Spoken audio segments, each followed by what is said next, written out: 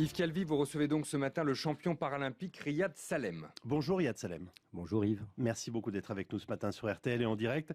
Nous sommes heureux de recevoir un grand champion, natation, basket, rugby. Vous avez participé aux Jeux paralympiques et créé une association, la CAPSA, qui met en place des programmes de sensibilisation au handicap par le sport. Aujourd'hui s'ouvre la semaine emploi handicap.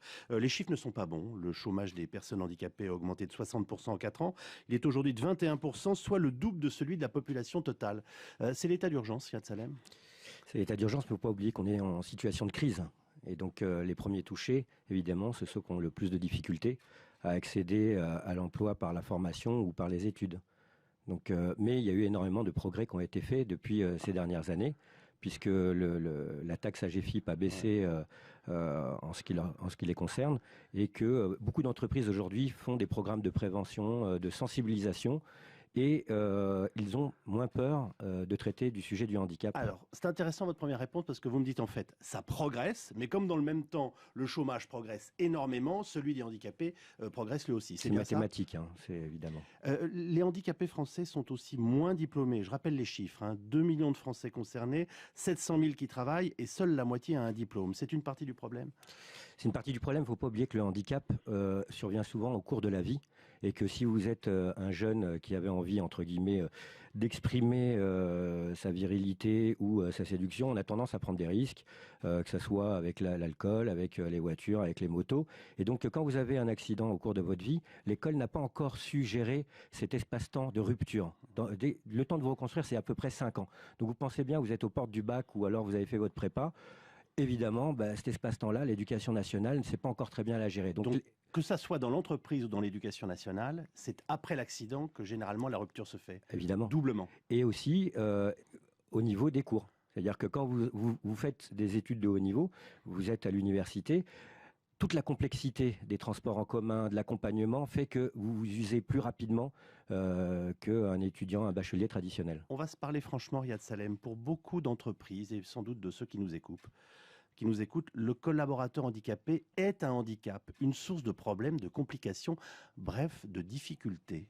Est-ce que c'est vrai ou est-ce que c'est faux? De difficulté. Est un handicap, à la limite, si c'est dans la sémantique d'origine, on va dire oui, puisque c'est un peu l'égalité des chances. Si on le prend avec la définition contemporaine, là, je suis pas d'accord. Donc, le handicap est une richesse supplémentaire. On ne le sait pas, elle fait avancer énormément notre société. C'est un challenge de civilisation de pouvoir, entre guillemets, réparer, sauver des vies. Je trouve ça extraordinaire. On devrait applaudir ces personnes qui sont vivantes, et on dit les pauvres. Moi, je trouve un peu qu'on est dans un rapport un peu absurde avec ce monde du handicap. Vous avez donc décidé de lutter contre cette représentation négative du handicap dans l'entreprise et dans la société en général, et vous le faites par la sensibilisation du sport. De quoi s'agit-il exactement ? On met les personnes en situation. Puisqu'on parle de performance, les codes du sport sont exactement un petit peu près les mêmes que l'entreprise. Ouais. Donc l'esprit d'équipe, savoir bien communiquer, savoir appliquer les consignes et surtout aller gagner. Donc automatiquement, on est un petit peu dans la même famille. Quand on parle dans une entreprise, la première des inquiétudes, c'est est-ce que la personne handicapée va être performante, va être compétente. Dès que vous les remettez sur un fauteuil de haut niveau, avec un outil, on s'aperçoit que c'est possible. Donc, à partir du moment où on crée des aménagements de poste, on met les outils nécessaires, la personne en situation de handicap est aussi, si ce n'est plus performante que les autres. Ça veut donc dire qu'un match de basket en fauteuil entre valides et invalides, ça crée des liens et ça fait tomber les préjugés, c'est ça ? Ça crée plus que des liens, ça fait prendre conscience.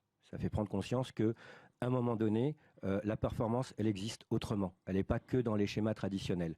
Et qu'à partir du moment où vous avez vécu quelque chose de positif, parce que le handicap dans l'esprit des gens, c'est des gens qui sont diminués physiquement. Et dans l'esprit des gens, le sport, c'est la performance physique. Quand on annie les deux, on fait un être humain lambda. Dernière question. La loi de 2005 prévoyait l'accessibilité de tous les lieux publics. La crise est évidemment passée par là. Vous nous l'avez rappelé en début d'entretien. L'objectif de l'accessibilité pour tous semble ne pas pouvoir être atteint en 2015. Qu'en pensez-vous et qu'est-ce qu'on fait ?